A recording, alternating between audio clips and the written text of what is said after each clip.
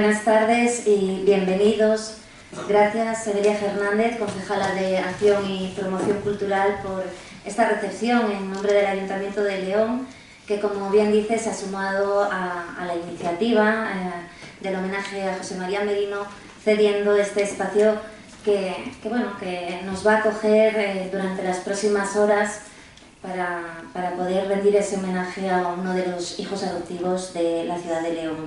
Hago extensivo el agradecimiento al FILE, el Festival Internacional de Literatura en Español de Castilla y León, a la Junta de Castilla y León, al Instituto de Humanismo y Tradición Clásica y al Departamento de Filología Hispánica y Clásica de la Universidad de León.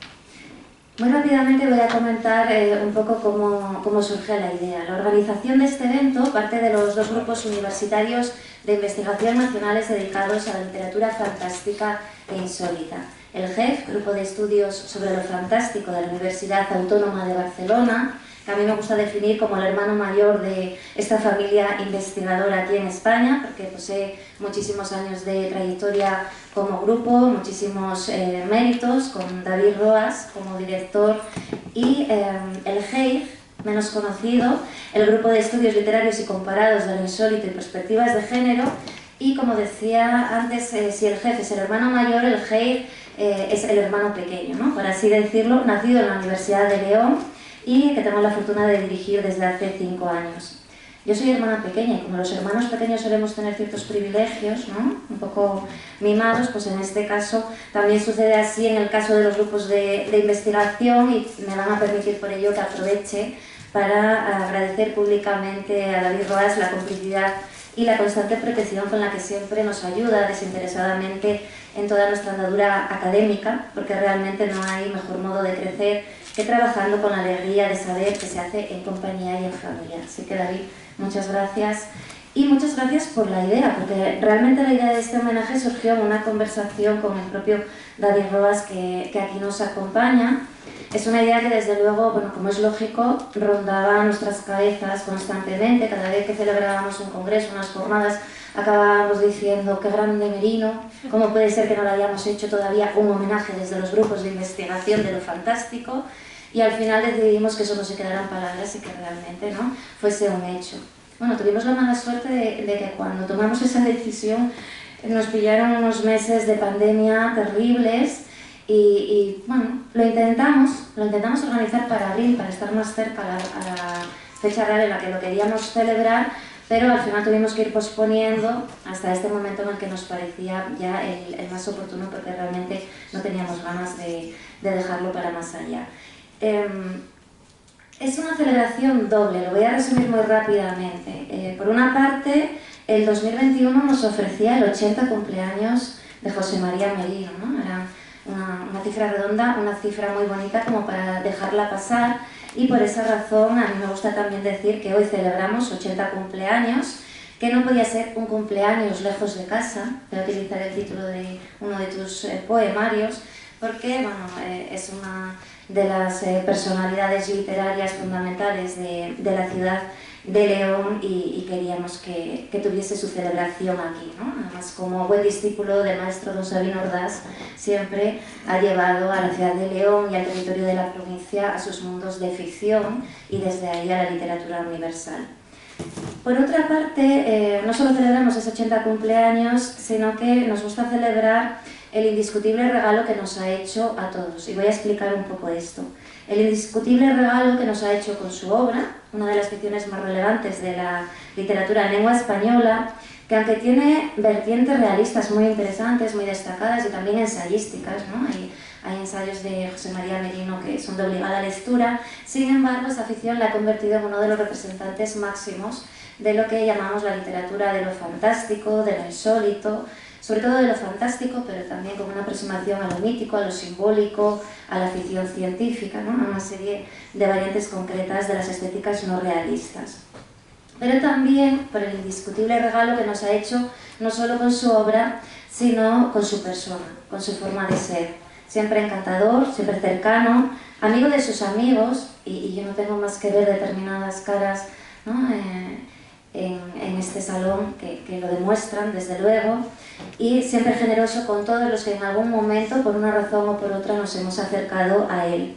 Y voy a retomar uno de esos versos que me gusta mucho y que decía: yo soy Simbad Merino, aquel que un día, para decir que también es uno de los mejores compañeros de viaje que nos podemos encontrar, pues en cada conversación despunta el fabulador que domina la palabra literaria y que con el poder del lenguaje nos construye y nos explica. Nos lleva de la mano a la otra orilla, la orilla oscura, conmoviéndonos con su crónica de la extrañeza, revelándonos la historia verdadera del corazón humano y el realismo quebradizo que nos envuelve. Hace ya casi 4 años, voy a contar una anécdota de modo muy rápido, celebrábamos un congreso también en León, que giraba en torno a la figura de Sabino Ordaz, el apócrifo que crearon en su momento José María Merino, Juan Pedro Aparicio y Luis Mateo Díez. Bueno, pues en una de las conferencias, un profesor de la Universidad de Murcia, José María Pozuelo y Bancos, en un momento dado, dijo que declaraba a José María Merino investido como caballero, teorizante y escribiente, ¿no? Por también esa importancia, como les decía antes, de sus estudios ensayísticos, ¿no? Es un gran teórico de la literatura. Bueno, pues Merino, siempre tan generoso, como decía antes, por la noche, durante la cena, porque los congresos, claro, se prolongan, ¿no? Después de los actos académicos, con las cenas, con las comidas, en las que se sigue hablando de muchos de los aspectos que se plantean en esos eventos culturales.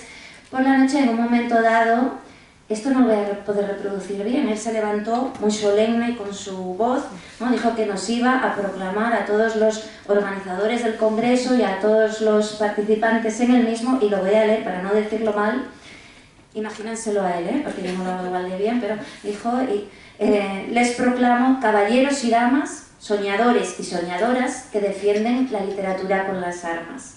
Bueno, pues con un honor tan mayúsculo, ¿no? Que te nombren caballero, que te nombren dama en esta época actual.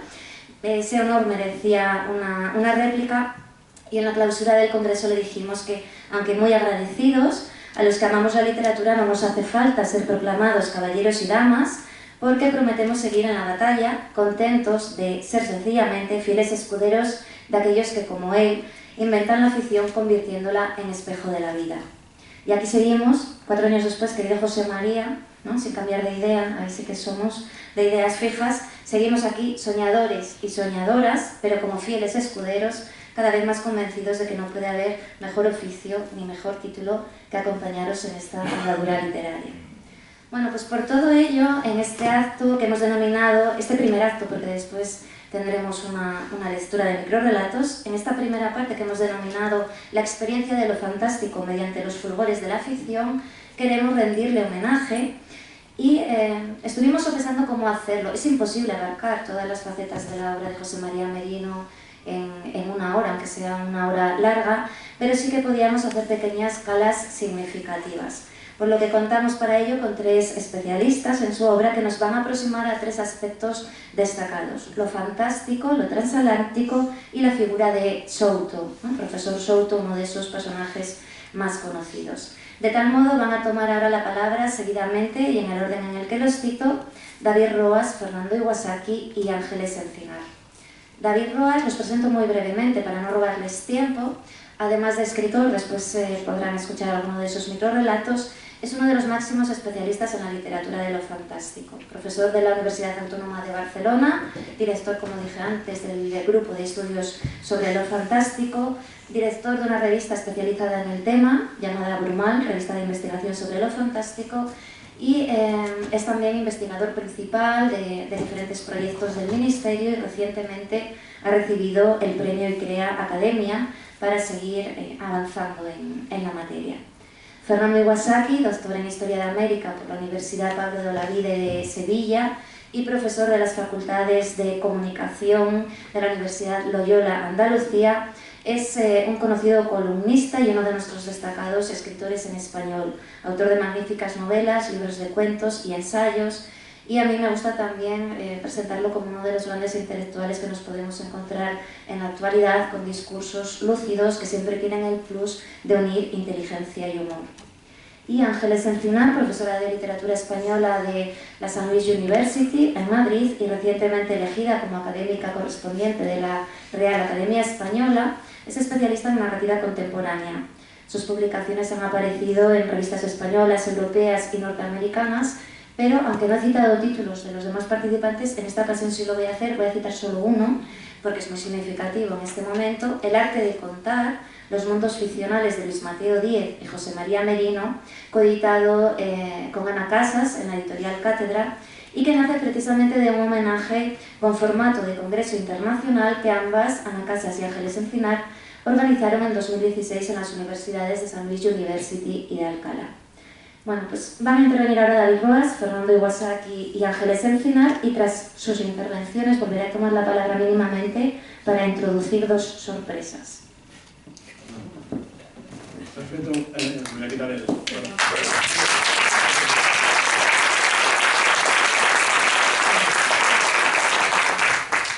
Llevo 2 vacunas, con lo cual me quito la mordaza para poder hablar con tranquilidad. No voy a repetir los agradecimientos y felicitaciones que ha expuesto Natalia. Yo es un placer coordinar con ella, organizar con ella lo que sea. Merida León y Comercio Encina es uno de mis vicios anuales, con lo cual es imposible vivir sin ello. Y sobre todo reunirnos aquí para homenajear a José María. Ayer se lo comentaba cenando, eso que dice Natalia, que después de las cosas hay que cenar y es donde uno se suelta y empieza a contar cosas, que también para mí es un pequeño aniversario, porque hace 20 años justos, 20 años nos contemplan, yo hablaba por primera vez en un congreso universitario sobre José María Merino, delante de José María Merino, con lo cual eso impresiona a uno, porque uno no ha ido a un congreso y tiene que hablar delante, porque es muy fácil hablar de Cervantes, como está muerto, pero hablar delante de Merino, ahí delante suyo. Y hablé, y la verdad es que fue una experiencia muy interesante, y ahí planteé una primera reflexión de cuál era mi idea en ese momento. Estamos hablando de 2001, hace 20 añitos, de lo que había hecho a José María. Faltaban muchos libros por venir, ¿no?, por llegar hasta los que, ¿no?, acaba de publicar este último año, y yo ahí me atreví a plantear una pequeña reflexión de cómo él concebía lo fantástico y cómo lo cultivaba.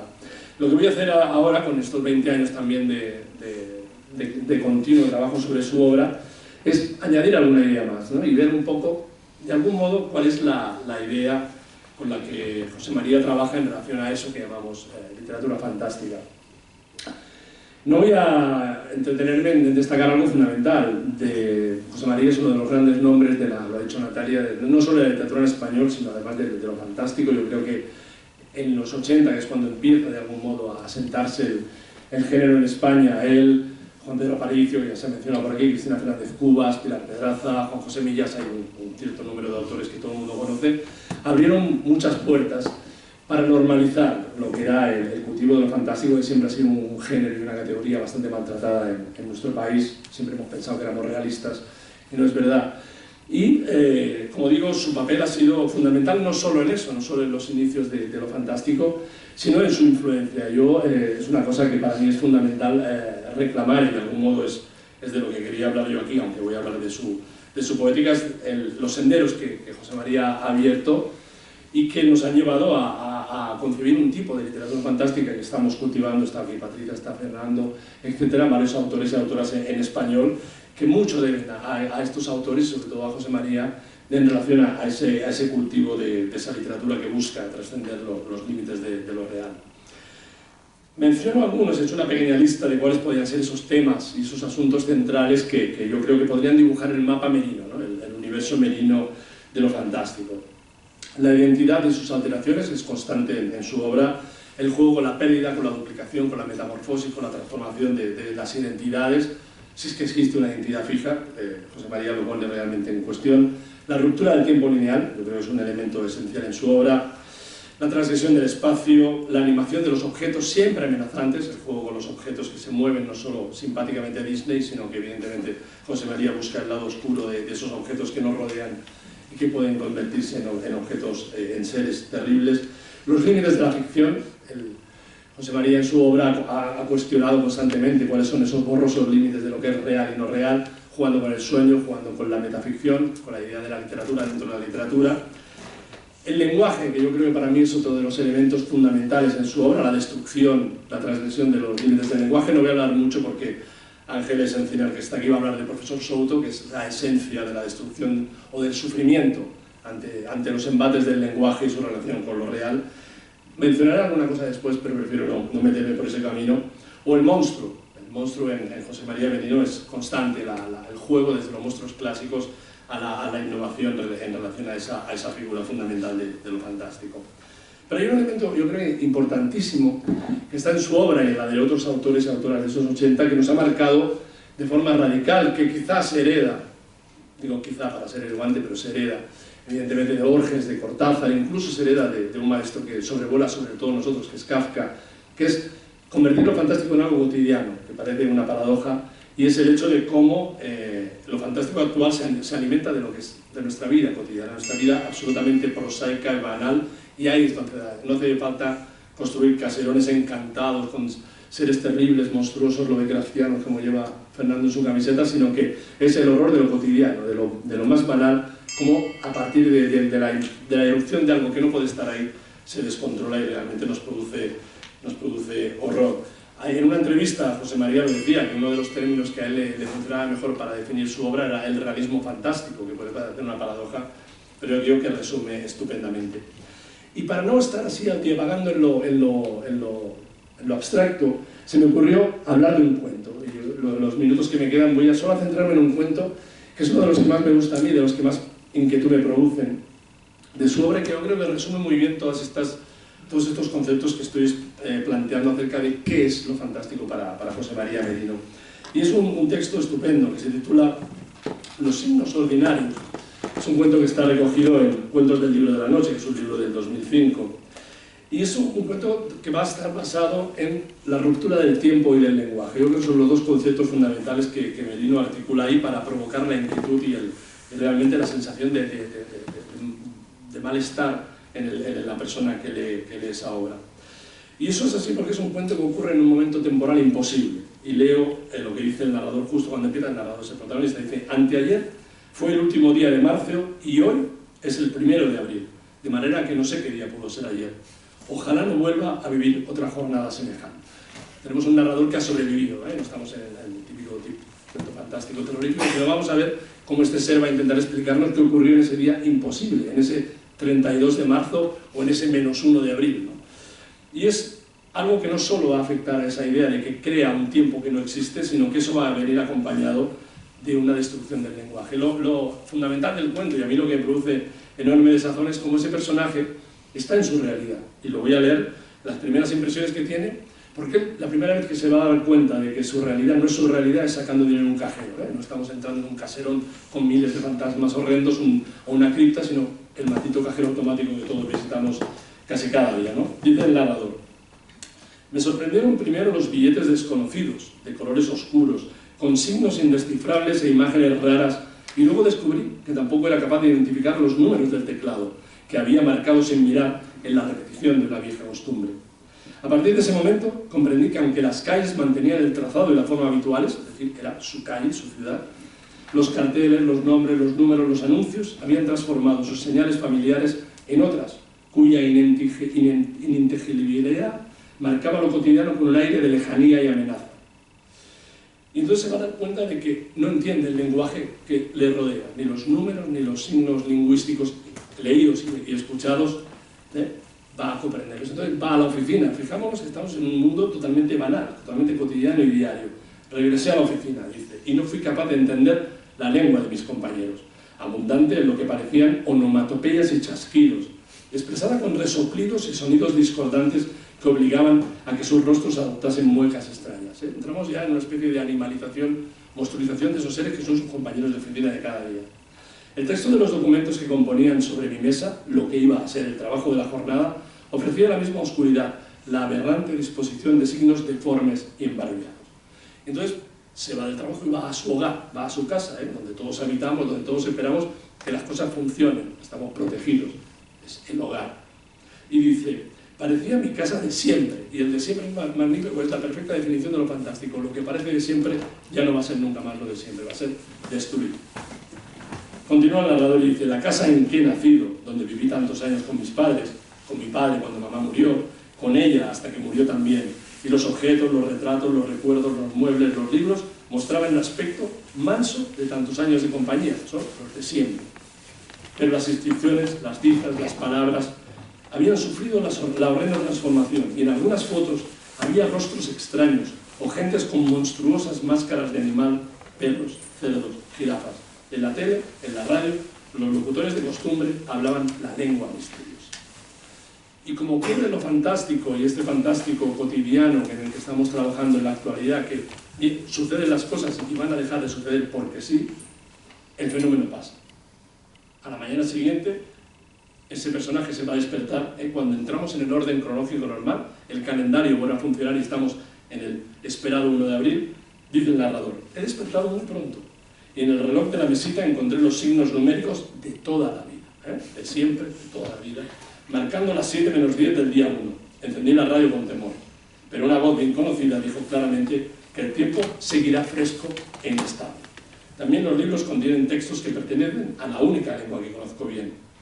He imaginado que esos espacios que se cruzaron conmigo corresponden a un mundo ajeno, que espero no volver a encontrar nunca más. Y antes incluso del copioso desayuno que pienso prepararme, escribo esta nota, mientras me dispongo a volver a las rutinas de los signos ordinarios que hasta ahora me han dado lo que descubro de repente como una especie de felicidad.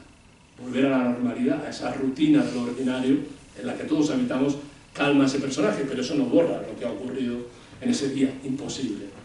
Y entonces, como digo, todo vuelve a funcionar y ahí vemos, yo creo, la idea yo creo que define perfectamente cómo José María Merino se enfrenta a lo fantástico. Esa cotidianización de lo imposible, el hecho de trasladarlo a un ámbito normal, sin grandes alaracas, sin grandes efectos especiales, y que es donde hace más daño, donde realmente vemos que nuestra realidad acaba de mostrarse como es, una realidad sin sentido, inestable, como nosotros somos, y por tanto yo creo que resume perfectamente, como digo, esa poética meriniana de lo fantástico. Y llego al final, para no extenderme más, de algún modo resumiendo lo que acabo de decir, ¿no? Esa temática constante que yo creo que retrata lo que acabo de plantear. Individuos desdoblados, tiempos y espacios simultáneos, monstruos, rupturas de la causalidad, fusión de sueño y vigilia, disolución de los límites entre realidad y ficción. Los temas y motivos que componen el universo fantástico merino son, a mi modo de ver, expresiones de una voluntad subversiva, de una voluntad que busca sobre todo destruir la razón que aparentemente organiza nuestro mundo y a nosotros mismos, nuestra idea de realidad. Y voy a citar una pequeña, dos líneas de otro cuento. Yo creo que el propio Merino se burla de todo esto, porque dice, ¿no?, en el cuento del peregrino, en el momento en que el abuelo le dice al protagonista, que casualmente no se llama José Mari, le dice: José Mari, recuerda lo que te he dicho tantas veces, sentido común, lógica, razonamiento. Cuando veas algo raro, utiliza todo eso. En caso de duda, aplica siempre el sentido común. Lo malo, la ironía de Merino, es que evidentemente lo fantástico lo que hace es derrotar el sentido común, derrotar el juicio, y eso es lo que en sus cuentos yo creo que José María nos muestra una y otra vez, ¿no? Sus cuentos son auténticas crónicas de lo inquietante, puertas que abren el camino hacia lo imposible, o mejor dicho, abren las puertas para que lo imposible irrumpa en esta realidad o en esa cosa que aparentemente llamamos realidad. Gracias.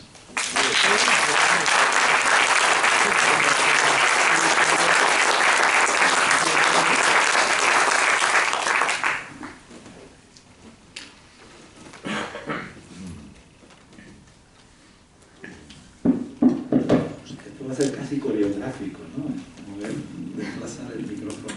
Muy buenas tardes. Muy buenas tardes, lectores. Es un buen truco para no decir de todas. Tú dices lectores, todos son lectores.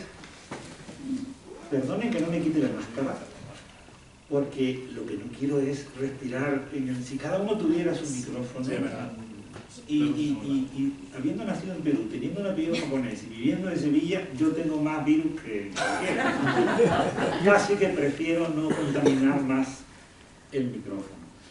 Bueno, lo primero, yo quisiera dar las gracias a Natalia, dar las gracias a David, dar las gracias a la universidad, al ayuntamiento, a José María, por permitirme venir a León a hablar de un escritor que admiro y quiero, ambas cosas, y que además me permitan hacerlo desde una espontaneidad que deseo explicar, porque siendo yo un poco fetichista de los títulos, David me decía, dame un título para esta conversación, y la verdad es que al final no era tan importante dar un título.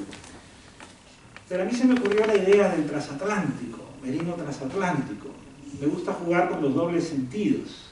Hoy en día, en las facultades de literatura hispanoamericana, el concepto de transatlántico se emplea para tratar de estudiar de qué manera algunos autores, algunos libros, ciertas poéticas están creando puentes y lazos entre todas las comunidades de hispanohablantes que vivimos en ambas orillas del Atlántico. Y por supuesto, en ese sentido, la obra de José María Merino es una obra transatlántica. Pero luego hay otra razón por la cual a mí la idea de transatlántico me interesaba, que me la voy a guardar para el final, pero que tiene que ver también con la forma como ordeno los libros en mi casa. Roberto Calazo publicó en Anagrama a comienzos de año un libro pequeño y bello que se llama Cómo ordenar una biblioteca. Yo la ordeno por afectos. Además, yo me fui a vivir al campo, a las afueras de Sevilla, porque quería tener una biblioteca. Siempre soñé con que mi casa fuera una biblioteca. Y de hecho, reconstruimos una casa en el campo y mi biblioteca es lo que era el establo de aquella casa de campo. Entonces, ordeno los libros con un criterio muy personal. Es tan personal que los libros de José María Merino los tengo en la misma estantería donde están Borges, los escritores del boom latinoamericano, y todos los autores que están en los alrededores del boom latinoamericano. Ahí está Piglia, ahí está Edwards, ahí está, por ejemplo, Bryce Echenique y Julio Ramón Ribeiro. Esto puede tener una pequeña explicación, y es que para mí José María Merino es un escritor que está en diálogo con todos los grandes escritores hispanoamericanos que tanto he admirado y que al mismo tiempo me parecen tan distintos por algunas razones que voy a tratar de compartir con ustedes con respecto a los escritores peninsulares. En España, por ejemplo, es muy complicado encontrarse con escritores de ficción que al mismo tiempo escriben ensayo. Por otro lado, es muy difícil encontrarse con escritores que cultiven todos los géneros posibles de la ficción. Es decir, que hay grandes novelistas, pero no necesariamente excelentes cuentistas, y mucho menos atreverse con todas las distancias que consiente el relato, desde el minicuento, que es la palabra que le gusta a José María, hasta pues, los cuentos de la longitud de los cuentos de Chekhov, que pueden tener 40 y 50 páginas, ¿no? Entonces, nosotros en España creo que hemos tenido, por supuesto, maravillosos escritores, pero que sobre todo eran buenísimos en una o dos de lo que podríamos llamar expresiones de la escritura, de la producción literaria, que no es el caso de José María Merino, porque en José María Merino advierto un calado, advierto una ambición y al mismo tiempo una naturalidad, una sencillez, una humildad que me parece absolutamente inédita. Y cuando muchas veces me pongo a pensar quiénes son los equivalentes de los grandes nombres de la literatura hispanoamericana en la tradición, en la literatura española, casi siempre me quedo con tres nombres. Uno sería Álvaro Cunqueiro, otro sería Valle Inclán, pero el tercero es José María Merino, y sin embargo ni Cunqueiro ni Valle Inclán han cultivado, por ejemplo, el ensayo, como he comentado hace un momento, la crónica. Lo tenemos en Cunqueiro, pero no necesariamente en Valle, lo que no le quita ningún mérito a Valle, por supuesto. Si yo leo las sonatas y me pongo de pie. Entonces, para mí, José María Merino es transatlántico porque encuentro que es un escritor que lo puedo colocar a la par de Borges, de Carlos Fuentes, de García Márquez, de Cortázar, de Ibargüengoitia, de Cabrera Infante, de Ribeiro y de todo ese linaje de autores que son, junto con los autores españoles, los que han convertido nuestra lengua española en una gran lengua literaria. Yo debo reconocer, por otro lado, que como he nacido en el Perú, yo creo que ustedes se han dado cuenta ya, ¿no? Tengo un acento muy de Triana, pero como yo he nacido en el Perú, yo llegué a España con un gran déficit de lecturas de autores españoles, porque en los planes de estudios nuestros llegamos al 98, vemos a Lorca y se acabó, no estudiamos más. Entonces para mí, llegar a España en el año 85 y ponerme a leer, suponía leer desde el 98 hasta nuestros días, hasta David y Patro, pues a todos los autores peninsulares como si fueran contemporáneos. Porque yo podía terminar un libro de Jarnés e inmediatamente empezar uno de Mendicuti y luego leer algo de Sender y leerme un libro de José María Merino. Y de pronto eso a mí me daba una mirada muy personal, pero por otro lado libre de esas jerarquías y esas cronologías que se establecen muchas veces desde el punto de vista académico. Yo miro la hora porque soy capaz de hablar, lo dicen en mi casa, mucho, demasiado.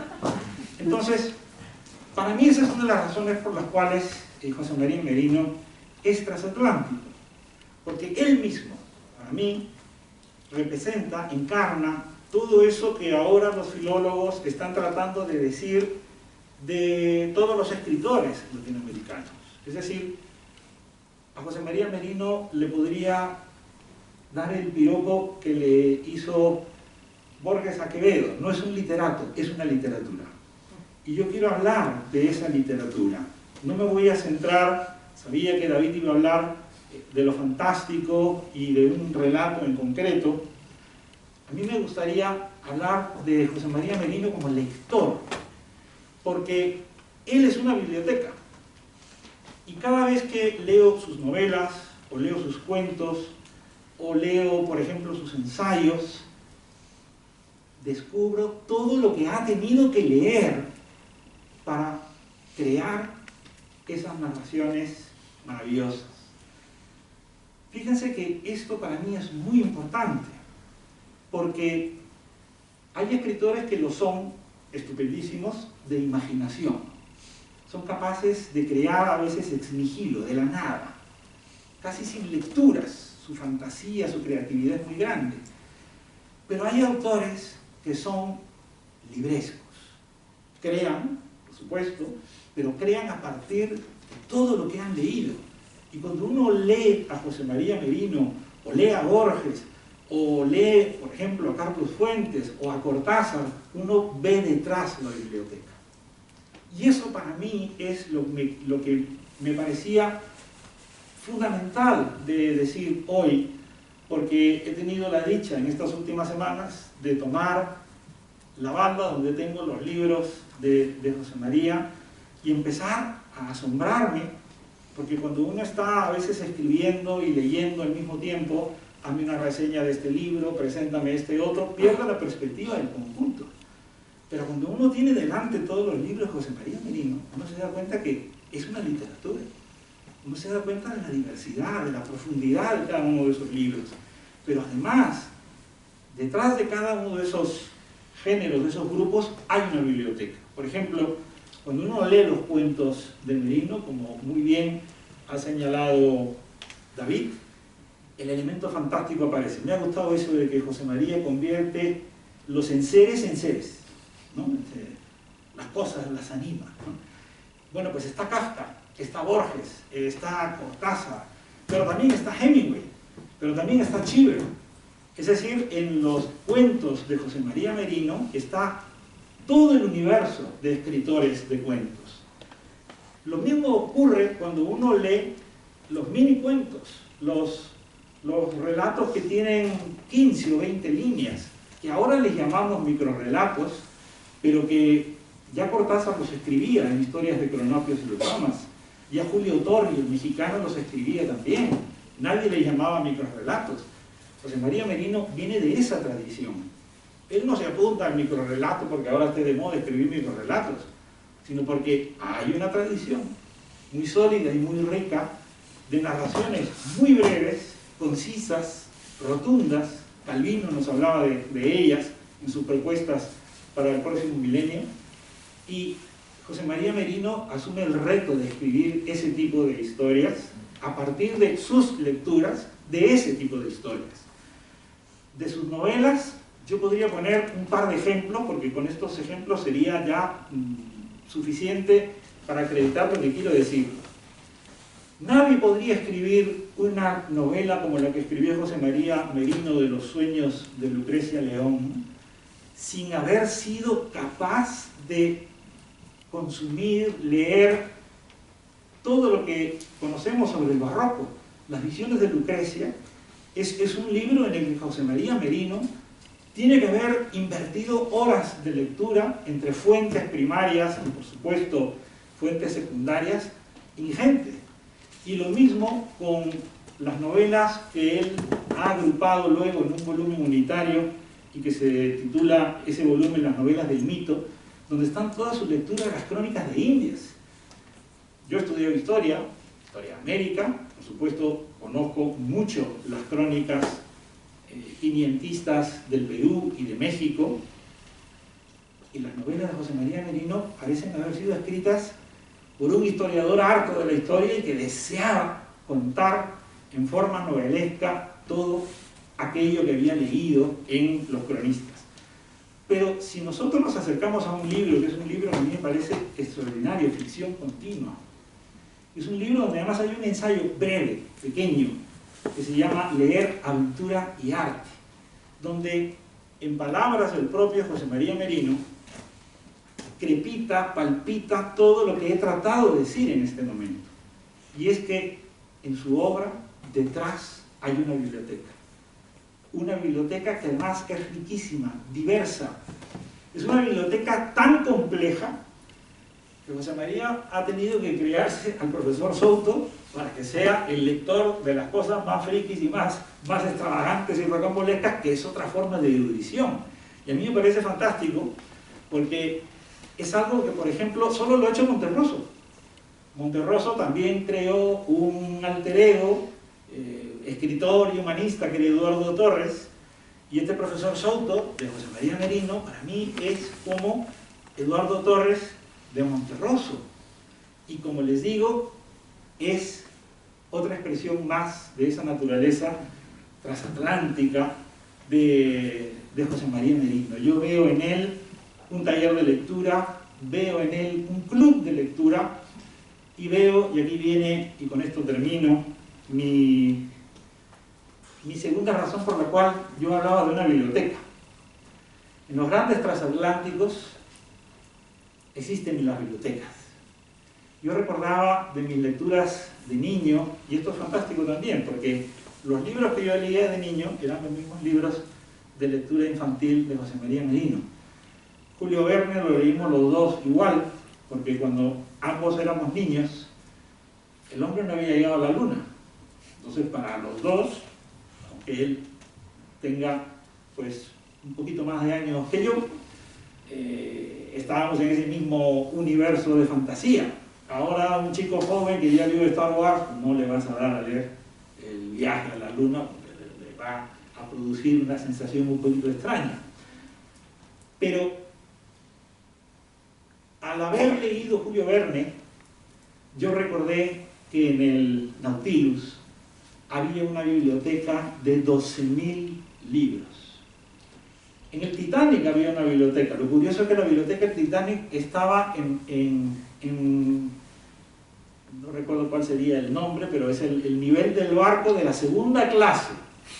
Los de primera clase tenían salón de baile, tenían otras cosas, la orquesta del Titanic. Los de segunda clase, que se ve que eran más la gente que se dedicaba a la enseñanza, los profesores, en fin, no lo sé, pues eso tenía en biblioteca. Y El Queen Mary II, que se construyó en el año 2004 y que está haciendo cruceros por lugares exóticos y fastuosos, tiene una biblioteca de 8.000 libros, que cabrían probablemente en un iPad en este momento, ¿no? Pero que exista un barco donde miles de pasajeros pueden disfrutar y que tenga una biblioteca, bueno, eso es también José María Merino. Es un transatlántico con biblioteca. Es un autor que nos puede permitir pasear por distintas épocas, por distintos paisajes, por distintos lugares y disfrutar de todos los libros que no solamente ha escrito, sino los libros que ha leído y que los regala a pájaros a través de las páginas de sus libros.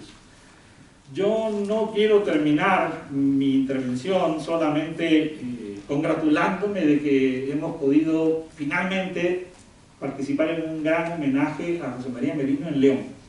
Yo quiero terminar reclamando el premio Cervantes para José María Merino aquí desde León. Yo lo veo cada vez más cervantiable a José María.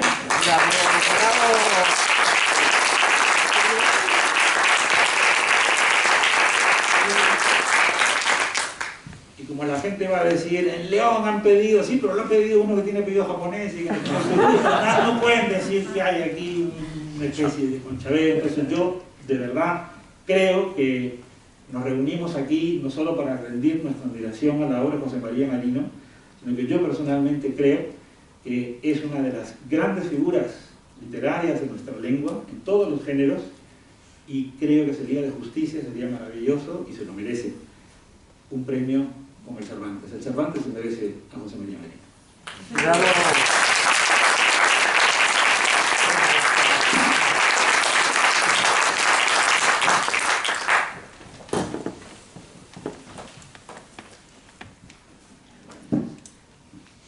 Yo me he quitado la mascarilla porque si no me resulta muy incómodo.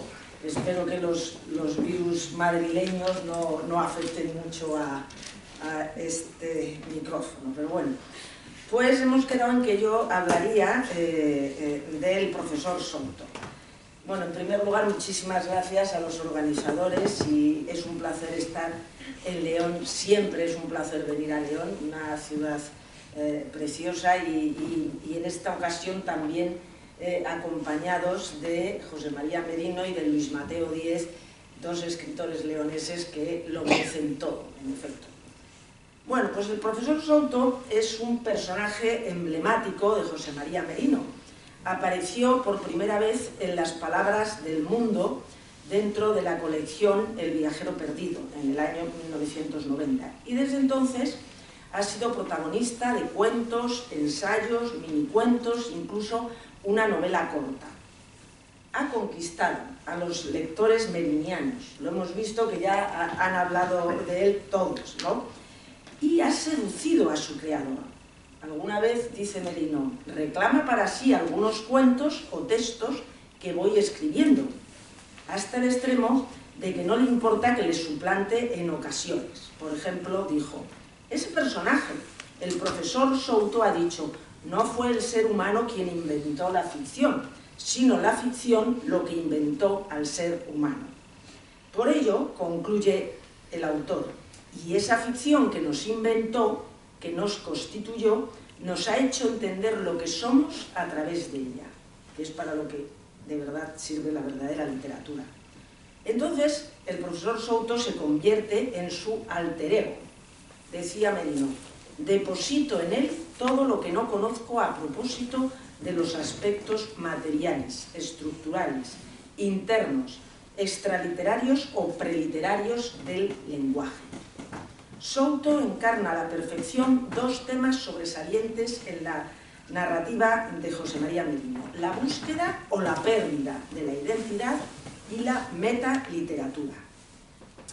Pero Eduardo Souto no fue el nombre original, siguiendo estos juegos especulares y los temas del doble tan presentes en su obra, publicó este cuento, Las Palabras del Mundo, por primera vez en el periódico El País, en aquellos relatos de verano que nos deleitaban en los años 80, en el 87 en concreto, y el protagonista de la historia entonces se llamaba Carlos Granda, y era resultó ser, en realidad, un profesor de una universidad española, y entonces, pues, dado los disparates que algunas veces hacía Souto, entonces Carlos Granda prefirió cambiarle el nombre a el que tenemos ahora todos entre nosotros, que es Souto.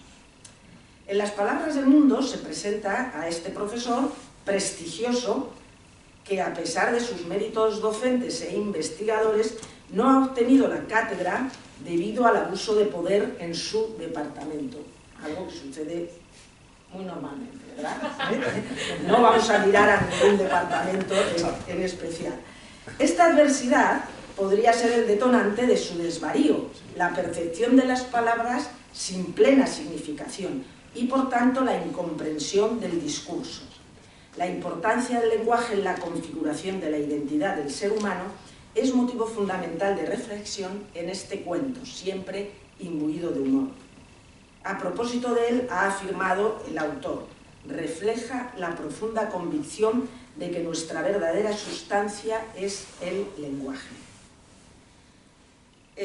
Souto aparece en todos los libros de cuentos, ¿no? Como hemos dicho, de Merino, en El viajero perdido, en Cuentos del barrio del refugio, que transcurre todo en este barrio de Madrid, en Cuentos de los días raros, en Las puertas de lo posible, que da título a la colección que dirige Natalia, en Cuentos de las puertas de lo posible, Cuentos de pasado mañana, en La trama oculta y, por supuesto, también en el último libro que ha publicado, Noticias del Antropoceno, que luego me referiré, como ha dado tanta importancia a la biblioteca andante que es Merino, ¿verdad? Pues también tiene una biblioteca fantasmal el profesor Souto.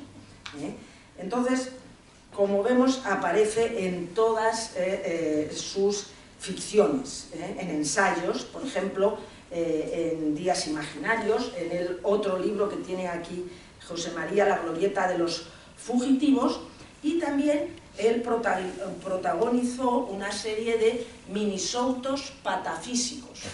El nombre patafísico está relacionado con este movimiento cultural de la segunda mitad del siglo XX, muy relacionado con todo lo surrealista.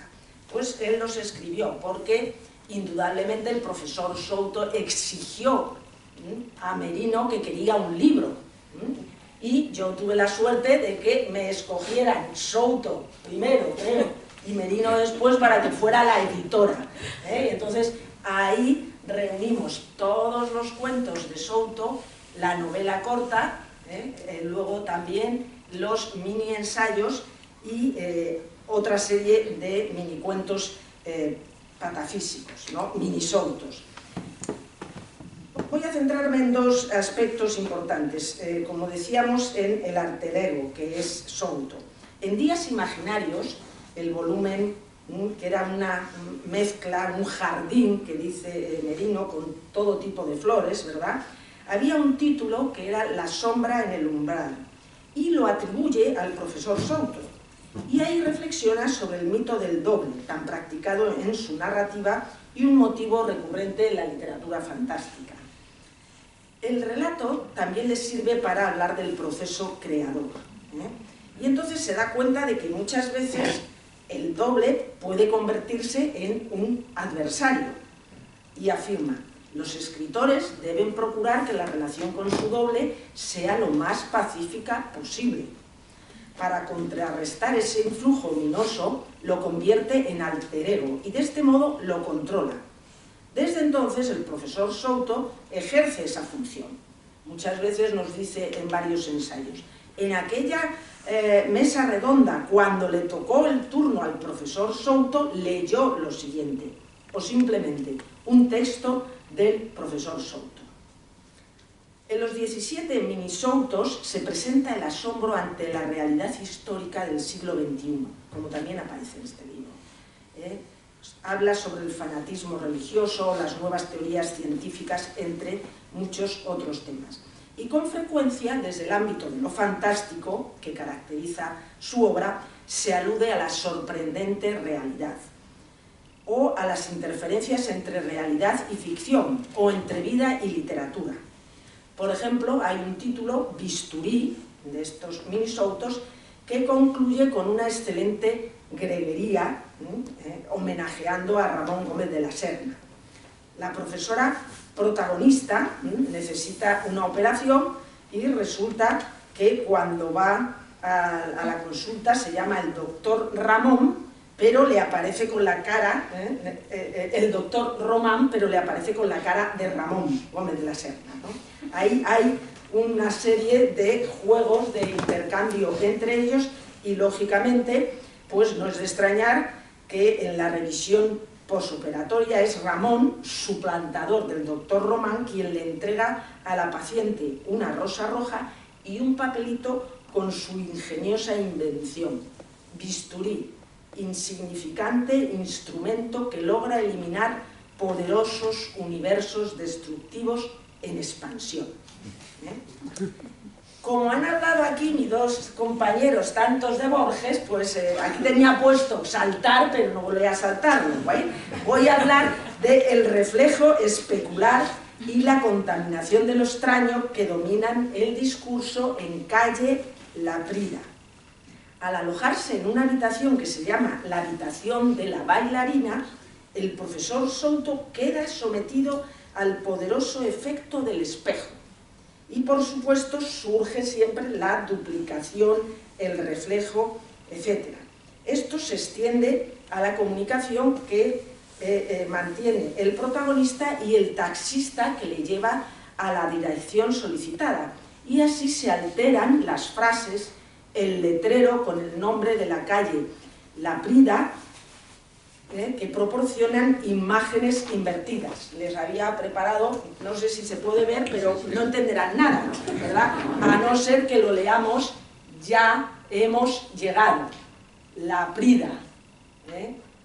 Volvemos al hotel, dice el profesor Souto, ¿no? Realmente muy extrañado de todo lo que parece. Solo entonces comprende lo sucedido. Dos objetos, un espejo y un libro de Borges, son los responsables del prodigio. Por eso se deshace de ambos. Puede intuirse que el volumen borgiano incluyera el famoso poema conjetural, que habla, entre otros temas, de la otredad. Bueno, Merino siempre está muy comprometido con la actualidad y el profesor Souto no podía hacer algo menos, y tiene una serie de minicuentos titulados Micronaciones. Como pueden imaginar, pues se mete de lleno contra los nacionalismos, a los que considera una nueva enfermedad infantil de la sociedad posmoderna. Voy a pasar ya directamente al volumen Noticias del Antropoceno, último volumen de relatos en donde, como es de costumbre, aparece el profesor Souto en dos. El libro tiene 5 apartados y el autor reflexiona desde la ficción sobre la realidad actual, porque siempre es lo que hace, y nos la presenta desde el ángulo de lo insólito, de lo fantástico, que nos impresiona más. Por ejemplo, tiene una serie de cuentos que a lo mejor habla Natalia, que es especialista en los cuentos de la naturaleza, que se titulan Basuraleza, ¿verdad?, que reúne 3 cuentos breves protagonizados por una misma pareja, donde él asume la victoria de la basura. En la biblioteca fantasmal, otro de los cuentos, y este sí protagonizado por Souto, lo primero vemos un guiño al lector meriniano, a todos esos lectores que nos hemos acostumbrado a su obra, y entonces nos habla de la costumbre de casa, que lógicamente es el título de otro de los cuentos incluidos en Cuentos del Barrio del Refugio. Entonces se impone en la ficción una atmósfera sombría y desvaída en consonancia con los acontecimientos. El octogenario Souto, también es octogenario, ¿verdad?, comprobará de nuevo la descomposición del lenguaje escrito, pero también de las imágenes de los libros, una vez que acude a esa biblioteca fantasmal y empiezan a desaparecer imágenes de Madrid, de Moscú, de París, todo aquello desaparece y se descompone. Entonces, es evidente que nos habla de la disolución de la identidad y que encontrará refugio en el reencuentro con su alumna, luego compañera y esposa Celina.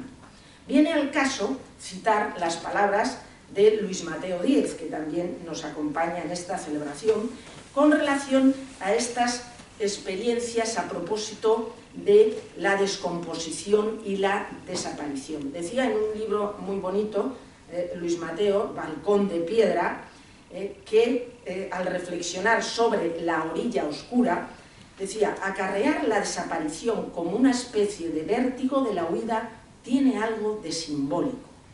Lo que dejamos desaparece, deja de existir. El abandono coexiste con el olvido. La imagen es poderosa y estremecedora, y como tal imagen pertenece sin duda a la invención fantástica. Voy a terminar muy en breve, 2 palabras sobre el otro yo, que es otra de las secciones de este libro, en las que el motivo recurrente es ¿quién soy yo? Dice una y otra vez el profesor Soto. Va caminando, pero ¿quién soy yo? Y descubre una de las cosas más importantes que descubrió Soto hace años y que ahora se reafirma. Soy mi lengua, exclama con rotundidad, aunque momentos después reincide en admitir que hay otros signos de la naturaleza y de los seres vivos que pueden conformar parte de su yo. El final del cuento apunta a otra reflexión interesante: la interacción con los demás, la visión de los otros. La sección se titulaba El otro y yo.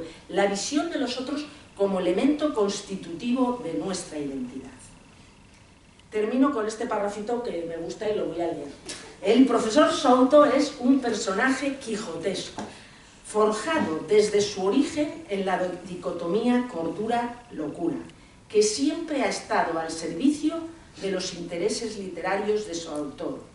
Como en el caso cervantino, es una criatura apasionada por la aventura, que nunca ha cejado en su empeño y ha continuado en la estela de la moral del fracaso inaugurada por Don Quijote.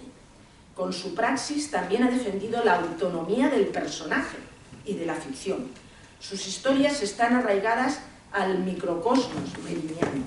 Él simboliza mejor que nadie el tema de la pérdida de identidad o de su búsqueda, como hemos señalado, recurrente y esencial en la obra de José María Merino. Mediante su figura, con un discurso innovador, se ha reflexionado sobre el doble, sobre la enajenación del individuo, la sorprendente realidad, la ficción y la metaliteratura, entre muchos otros motivos. Con el paso de los años, es, sin ninguna duda, el alter ego de su creador. Muchas gracias.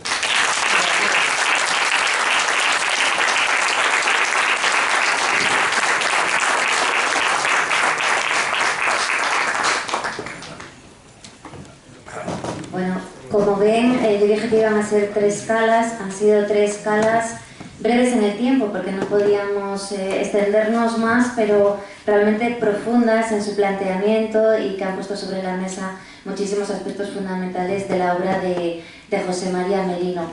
Me han encantado todas las intervenciones, pero especialmente esa idea de reivindicar, de pedir el premio Cervantes, porque realmente es algo que hemos hablado yo creo que muchos en muchas ocasiones, y es cierto que si yo lo dijera, que me vine con 17 años a formarme aquí en la universidad de esta ciudad, podría parecer un tanto sospechosa la petición, pero el que lo haga Fernando Iwasaki, ¿no? Pues, claro, ¿verdad? Ya peruano-japonés ya le da otro tono no localista, ¿no? a la petición.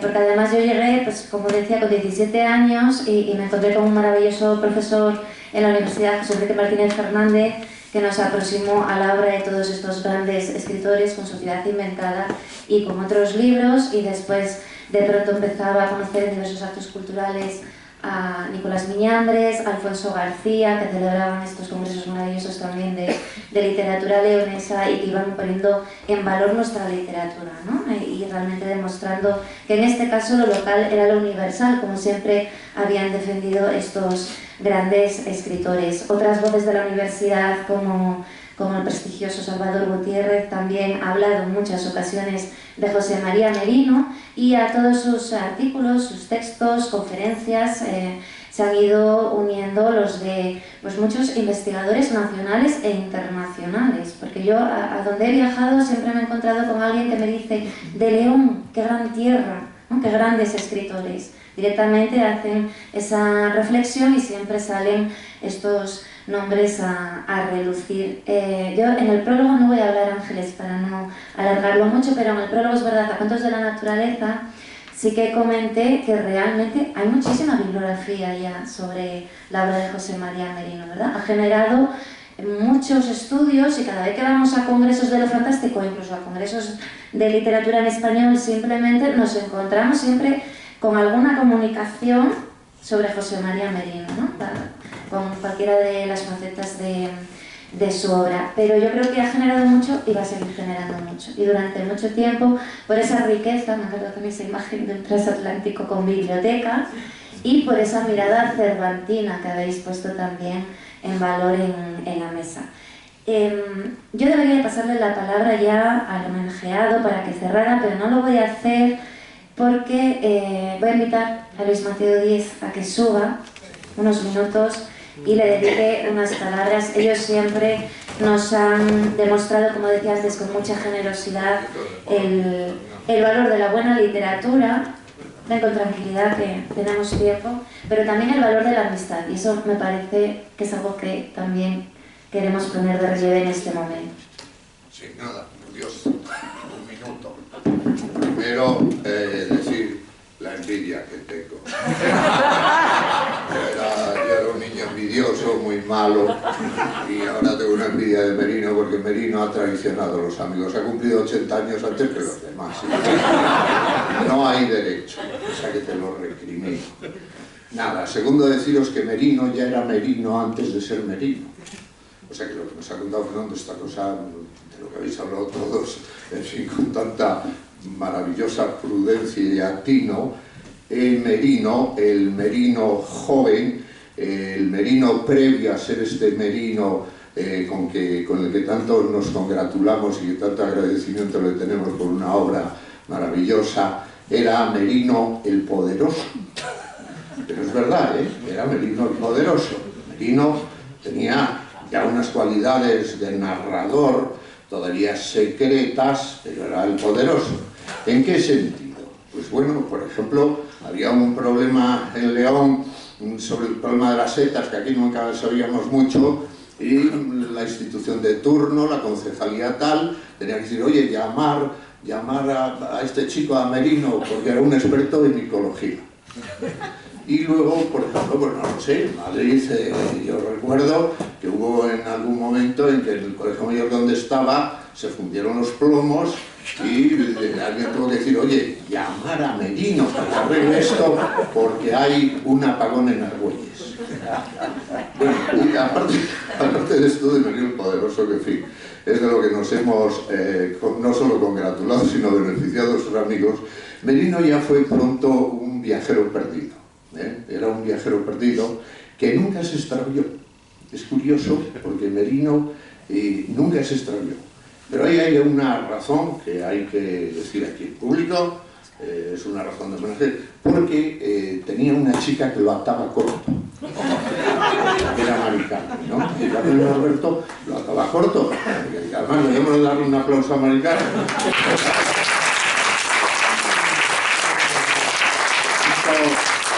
Tanto varón y demás, y lo ataba corto. Y entonces Merino era un viajero perdido, como todos sabemos, y ha escrito, yo creo que es uno de los cuentos nacionales y maravillosos de todo esto de lo que habéis hablado, que es el viajero perdido, un viajero que nunca se llegó a extraviarse del todo y que nunca llegó a la perdición. Pero gracias a que era atado corto. porque Merino se desbordaba, llevaba unos caminos de perdición. Algunos otros no logramos, no tuvimos tan temprano a alguien que nos atara corto y nuestra perdición pues fue calamitosa, una petardez absoluta.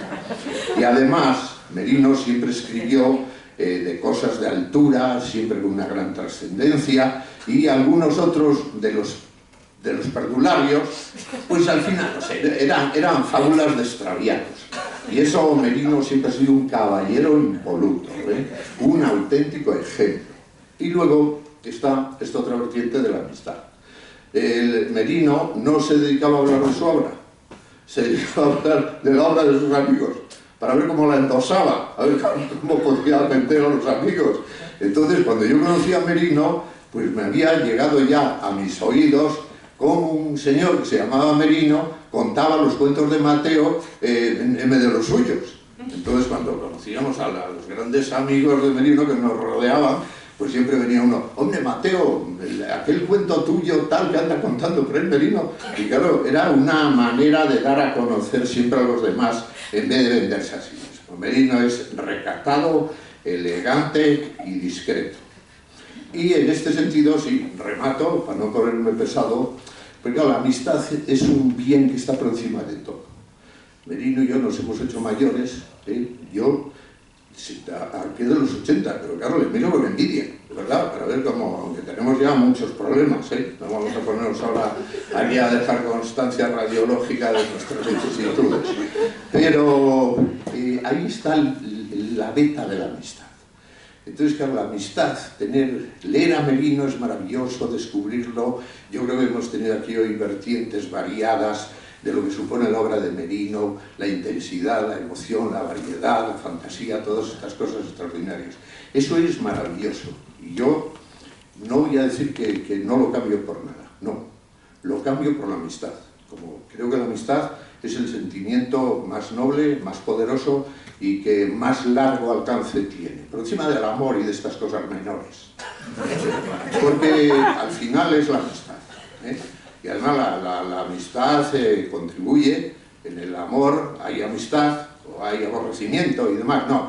Bueno, el tema de la familia, como decía Babel, es un asunto confuso y oscuro. Todas esas cosas son como son y cuando nos hacemos mayores nos vamos dando cuenta de que hay un bien en la vida que es la amistad. Eso es perdurable y nos sostiene. En mi caso, hasta tal punto, y soy totalmente sincero, que sin haber tenido la amistad de Merino, haberlo tenido al lado, más allá de su obra, aunque con ella también, el reflejo de sus conquistas y demás, os juro que yo no hubiera escrito lo que he escrito.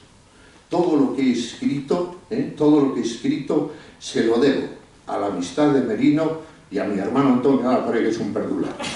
Muchas gracias.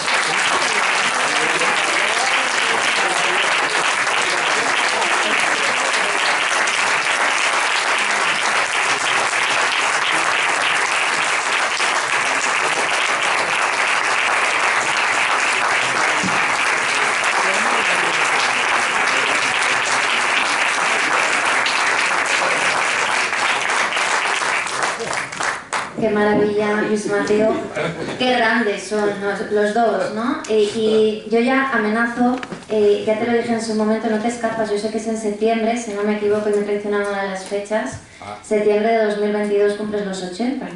23, ¿no? Sí, 23. Ay, te pongo una... Bueno, me haces esperar más, no puede ser. Año más. Bueno, Yo lo que quiero es llegar... ya buscaremos entonces otra excusa para adelantar, ¿no? Posibilidades de homenajes. Decíamos que no solo celebramos la obra de Merino y la amistad, ¿no? que nos regala siempre, sino que también celebrábamos 80 cumpleaños y, hombre, un cumpleaños sin regalos como algo feo, ¿no?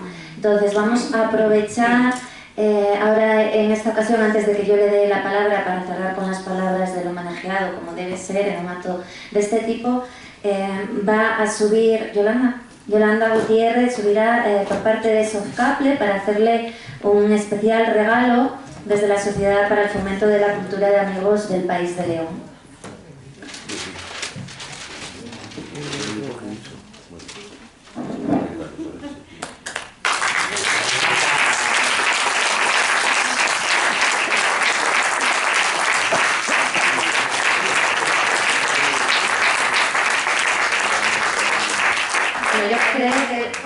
él y para todos ustedes. Este es un grabado que la Sociedad para el Fomento de la Cultura tiene en bien entregar pues, cuando hacemos socio de honor, y se lo vamos a entregar. Yo creo que para nosotros es un honor que lo tenga él, que lo tenga José María Merino. Y es un poco la historia de León reflejada en arcos arquitectónicos de nuestros mejores monumentos, de la catedral, de San Isidoro, de un arco de San Miguel de Escalada y un arco del Palacio de los Guzmanes. Entonces están representados todos los movimientos arquitectónicos de León y nuestro origen como ciudad, que serían las letras romanas en Sozcable.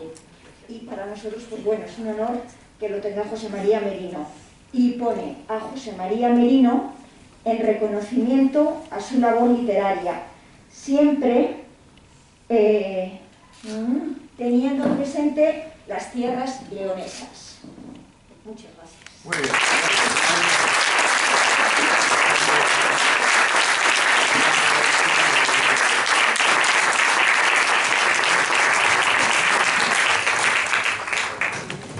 Muchas gracias, Yolanda. Y ahora sí, ya lo que todos están esperando. José María, te cedemos la palabra para cerrar este acto. Bueno, buenas tardes. Les aseguro que, en fin, que estoy conmovido, sinceramente. Pero para empezar, no voy a alargarme mucho, para empezar y amortiguar mi emoción, voy a leer un texto que en realidad estaba pensado como un cuento para el filandón de esta tarde, pero luego me he dado cuenta de que podía ser interesante para afrontar, si se puede hacer, una situación tan gozosa como la que he tenido ocasión de vivir esta tarde, si se puede decir afrontar. Hace 600 millones de años poblaban el planeta unos extraños organismos con forma de hoja o de gusano, y fueron reproduciéndose, multiplicándose y evolucionando en innumerables especies, cerca de 9 millones según se calcula. Sucesivas, infinitas reproducciones dieron lugar a nuestros respectivos antecesores, en esa especie de mamíferos que llamamos primates.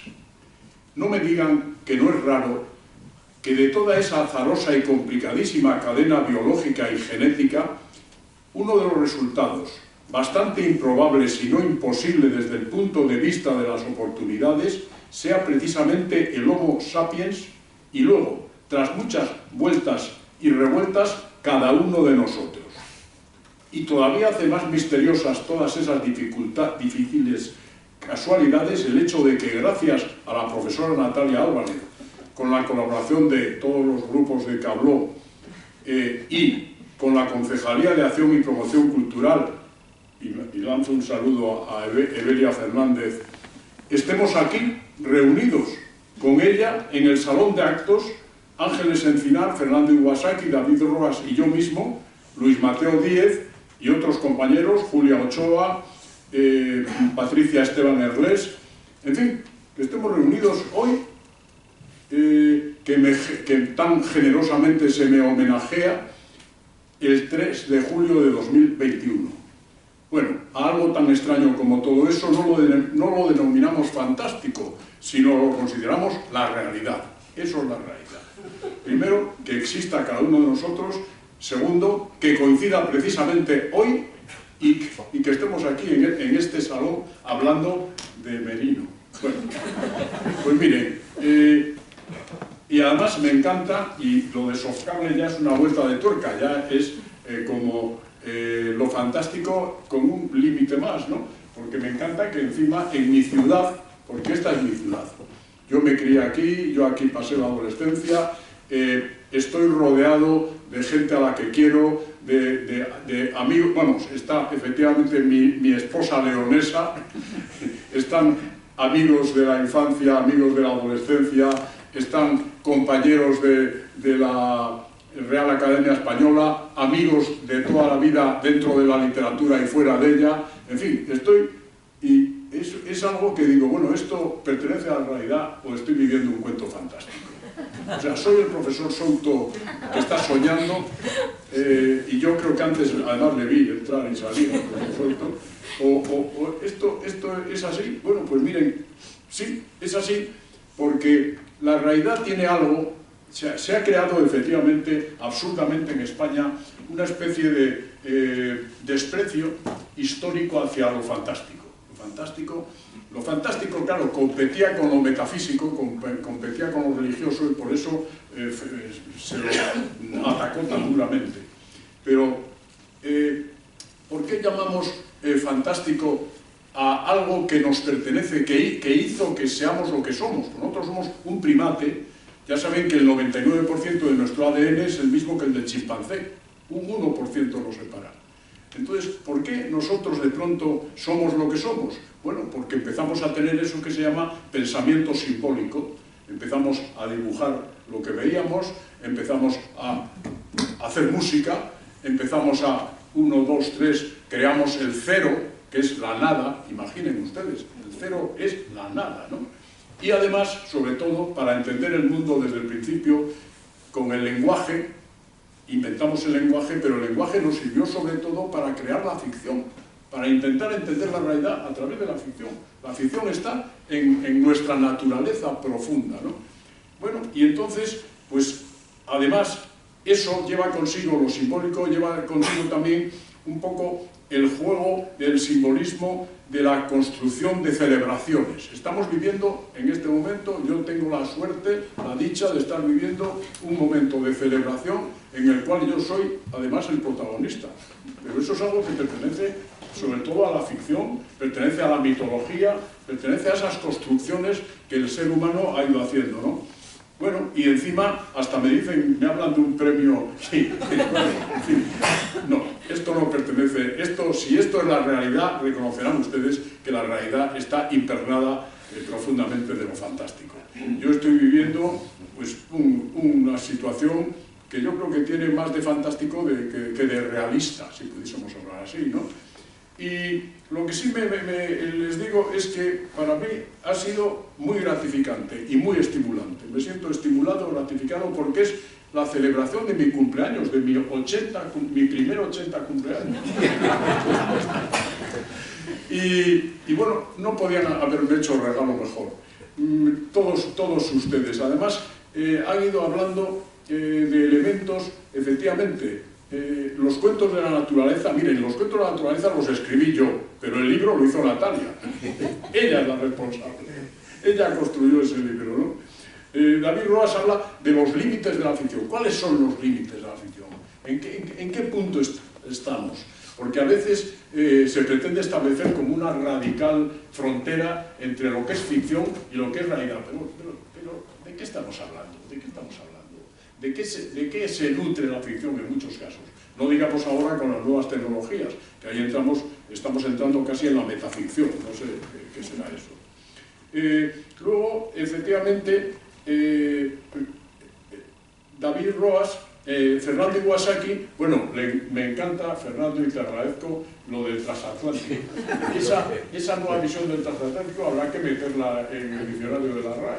Porque claro, España tiene, nosotros en la academia nos gusta hablar de lo panhispánico, pero también lo transatlántico no solo es un buque, no solo es lo que está al otro lado, hay un espíritu que posiblemente habrá que matizar, ¿no? Y me encanta ser transatlántico. Yo tuve la suerte de descubrir América, no fui el primero, pero cuando trabajé algún tiempo para UNESCO, yo descubrí América y me enamoré de América. Y además me enamoré de mi lengua, porque mi lengua la he oído pues hablada con muchas maneras y con muchos estilos. Bueno, y ya oyen ustedes hablar peruano, pero a mí me encanta oír hablar todas. Cuando en Costa Rica, donde yo trabajé, me hablaban con el vos, yo decía, bueno, pero qué precioso. O sea, mi lengua anda por el mundo, tiene toda clase de melodías, tiene toda clase de... Bueno, no podía haber mejor regalo de cumpleaños, porque lo simbólico yo creo que al final también produce, y eso es lo bueno tal vez del Homo sapiens, que tiene muchas cosas malas, y efectivamente, Ángeles, tú al hablar de la noticia del antropoceno, pues lo has apuntado, ¿no?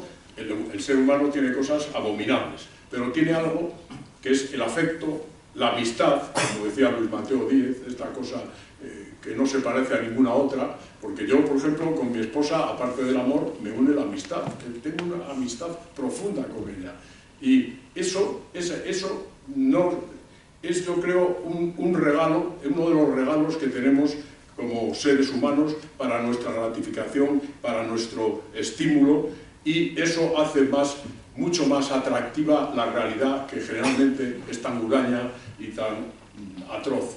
Así que yo solo puedo decirles que estoy profundamente conmovido, que me encanta el regalo que me han hecho, me encanta, y bueno, y espero que dentro de, no sé, 50 o así años me vuelvan a